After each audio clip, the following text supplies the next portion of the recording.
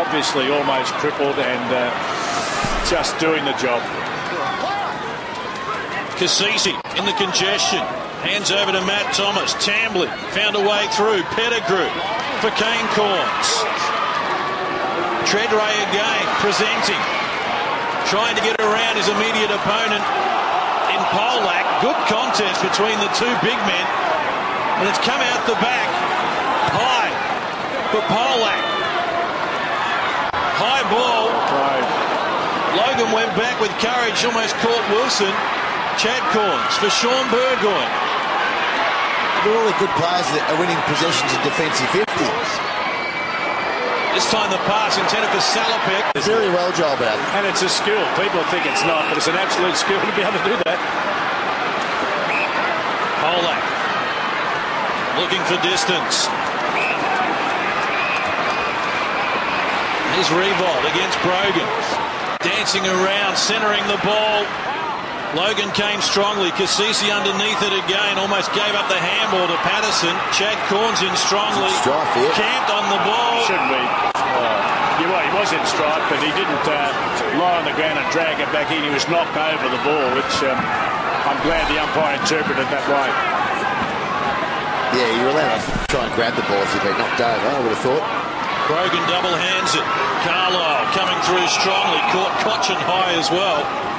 Well, they're doing it the right way, Rich, when they got smart here now. They're maintaining position whenever they're given the opportunity without racing going forward, and they are ferocious in the contest. Brogan had it, then lost it. Now Patterson with it, wrapped up by Kane Corns. I would go as far as to say that Richmond have not had a player that hasn't had a real crack today out of the 22 that have taken the field. Not one player. That's true. All contribute, some more than others, but everybody's made a contribution. Polo third man up. Kane Corns to Alapati Carlisle. Hacks it out of there. Rolling to the boundary line. And a throw in. Well, they've got it in one sense. They have balls. And 22 marks. You can see already the Tigers just back over the mark, looking to create a loose player. You can looking to just use a bit of the clock up. Delidio. You've got to have players determined to make space now, and Port Adelaide have got to have players that want a man up. Good. And they've done it well. They haven't lost their poise, I reckon. I mean, Jack Riewoldt made a bad error, kicking error there, but he was able to take the mark and claim it before, and he came back and made a terrific contest a few seconds later. 3 minutes to play. A terrific game, John. Terrific game for us, for you to call, for us to watch and enjoy. Tigers with a 9-point lead. Another goal can seal it. And they've got Nathan Brown. Good job from Pettigrew to scurry back. Now he pushes over Mitch Morton. Nathan Brown lurking against Bogue. Tight angle. Has missed the light. And that's the bloke I would have given it to if I'd been Brown.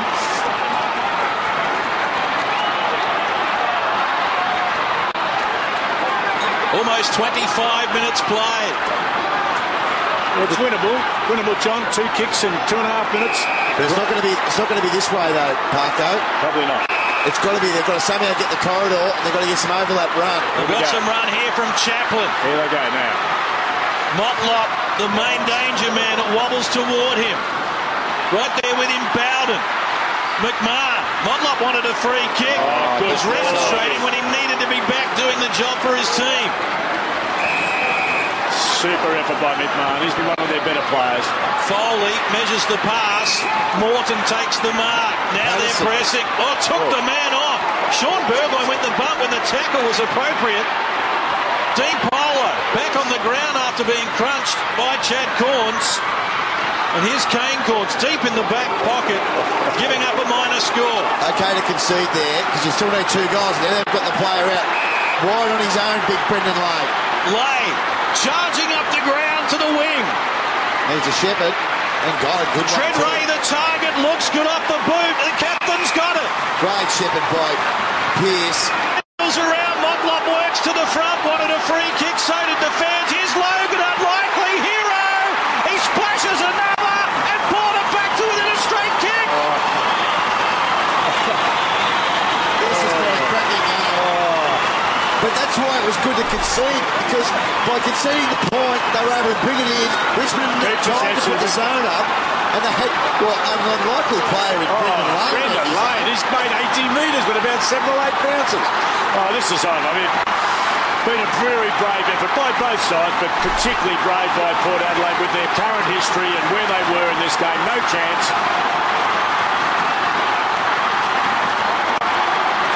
5 goals to 1 in the last quarter, including the last 4, has Port Adelaide within a straight kick. 68 seconds to play. Tigers loading up the back line. And the numbers behind. They've gone from 6 to 8 very quickly. They led by 30 points during the third term. Richmond. Port Adelaide win it again. Sean Burgoyne. Well, they're overdue to win a tight one. Burgoyne for Motlop. Comes out, can't take it. And Bowden. Joel Bowden. He's had his knockers.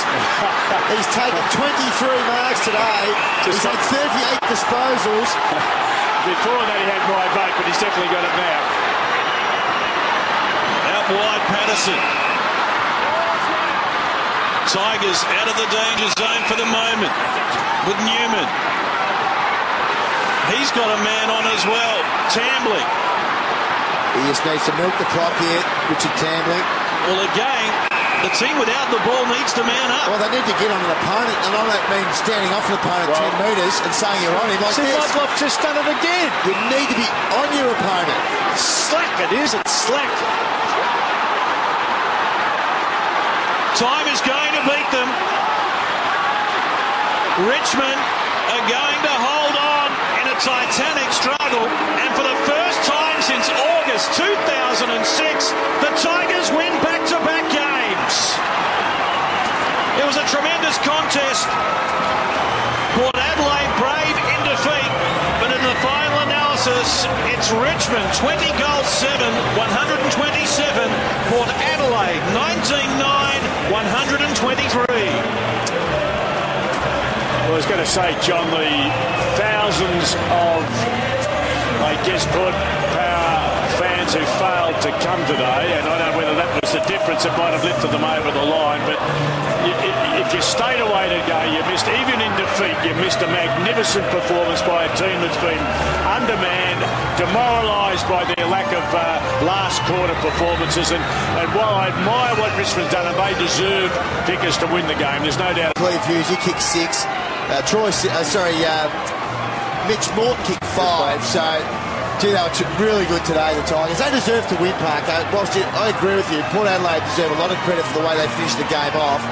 They led at every change. They jumped out of the box. Sensational effort by the Tigers. Well, you just remember what they came here. I think they'd won 1 out of 6 here, the Tigers, so that makes it 2 over a long period of time. Just sad that Port couldn't break. I'm an admirer of what they've done the last couple of years, so they would go home bitterly disappointed, but the Tigers were the better side. Port Adelaide have lost 5 games by 2 goals or less this season. It's Richmond who prevail here.